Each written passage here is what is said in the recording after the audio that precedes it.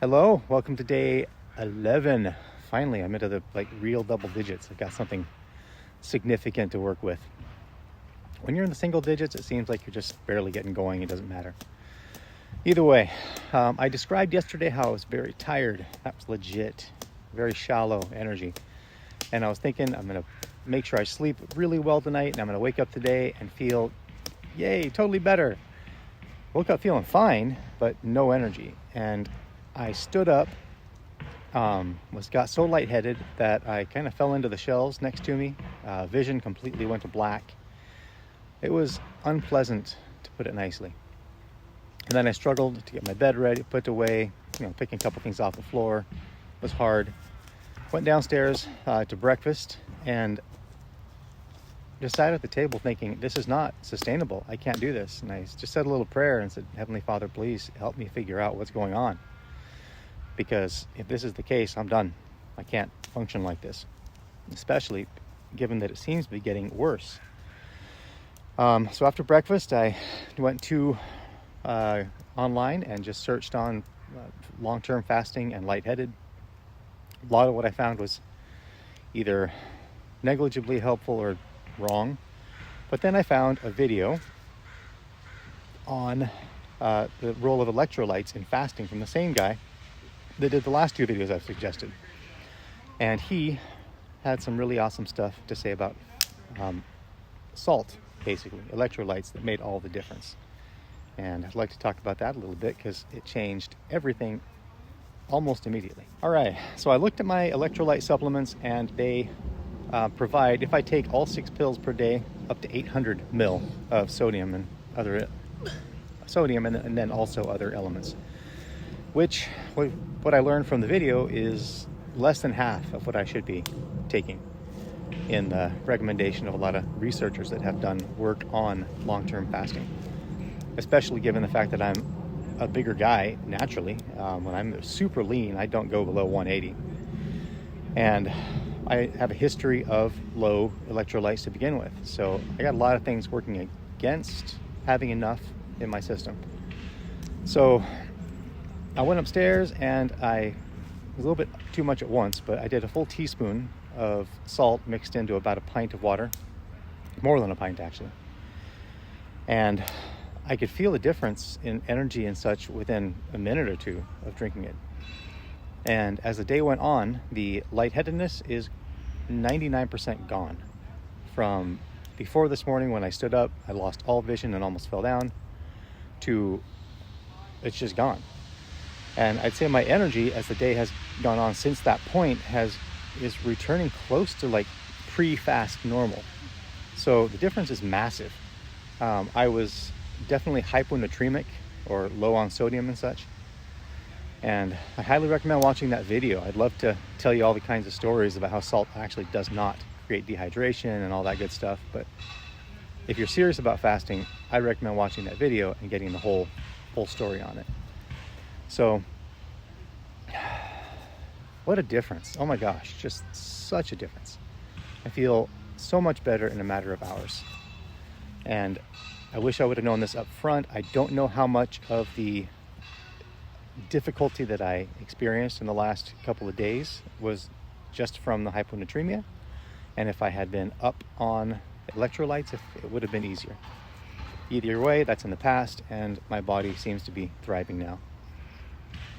And hey, I'm grateful for that. I was going through my old journals from the last fast, and which was, my body never adapted to the last fast. It was really rough the entire time. And I gave up on day 17 because it just sucked. I mean, it was not adapting like I was hoping. But man, I was going through my last journals and I did not give my body a chance. My activity level was through the roof. Yeah, hi Sam, get out of here. I was looking through my journals of what I was doing on day 16. It's like, well, I mowed the lawn, I organized the yard, I cleaned up the pantry, and like, holy crud, I was really busy.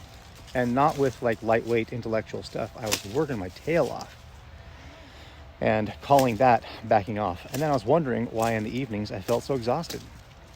I know that on this fast, and it would have been the last fast, If I had given my body the resources and the rest it needed up front to complete the transition into a stable fasted state, but yeah, I'd probably be able to add that stuff in the future. This Saturday, we have the chance to go to Silverwood. That's a theme park in Idaho. And I'm desperately hoping that I will have successfully made that transition enough to go with my family. Do I need to go, rock the entire day? No, I'll sit down, I'll adapt, but I really would like to go. As of this morning, before I figured out salt and such, no way. But I'm taking it easy. When my body gives me a hint or a signal that I'm pushing it, I back off. And I do believe that my body is getting stronger. I am struggling more so than most people to get fully adapted to a fast. I believe that's because I have more healing to do. And the reason for that is simple. I'm a risk taker, I'm a grappler, I'm athletic, and I do crazy stuff, and I had a food addiction and all this. I got a lot of crap for my body to deal with. The average person who walks a 95, like a corporate lifestyle, is not going to have all this stuff to deal with. Most likely, they're going to make the transition a lot easier. So that's where I'm at. I am taking care, I'm being mindful to listen to my body, and at all costs, give it what it needs to transition to a stable, pleasant, I like to be alive kind of state. And I'm just looking forward to feeling like all those people that stated how after they fully transitioned, they felt better than even before. So I can feel the potential for that right now. And I'm hoping I get there now. We'll see.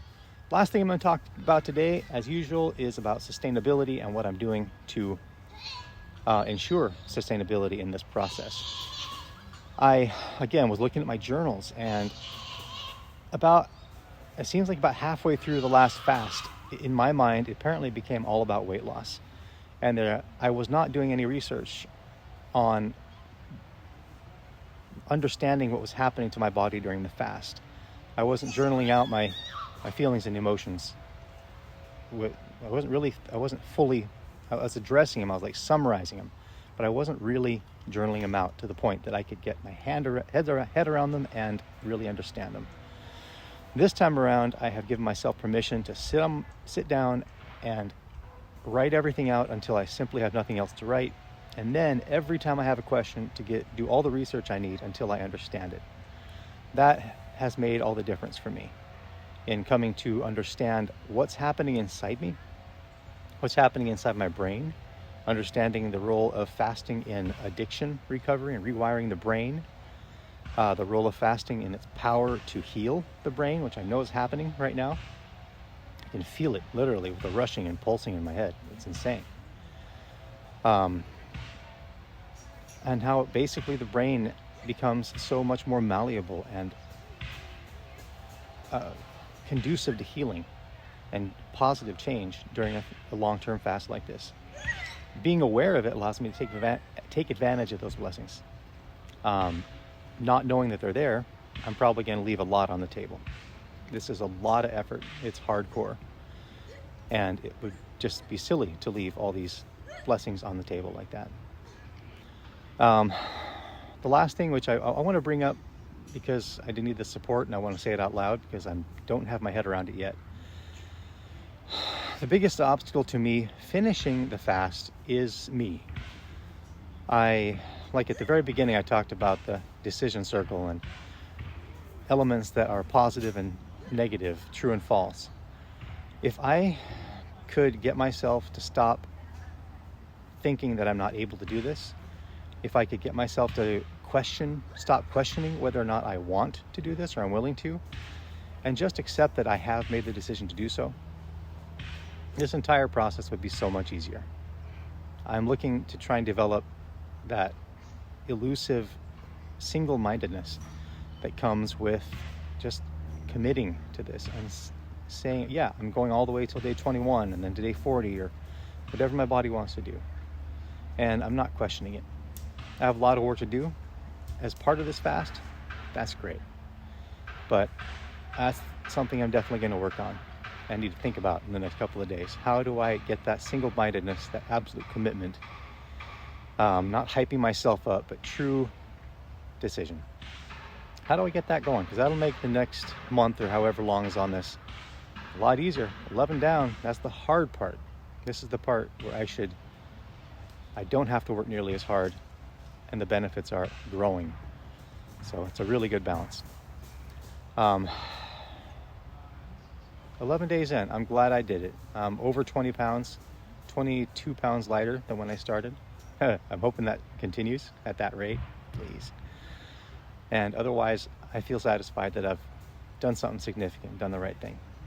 And signing off until day dozen. This is all I take for supplements. I wouldn't recommend, honestly, any of the stuff you buy online. Just pure sea salt, a measuring spoon, and an appropriate size of glass. I have found that about a quarter teaspoon into a pint several times a day is ideal. If I add too much salt to the water at once, it burns my throat. So that's my method of actually getting the electrolytes into my body.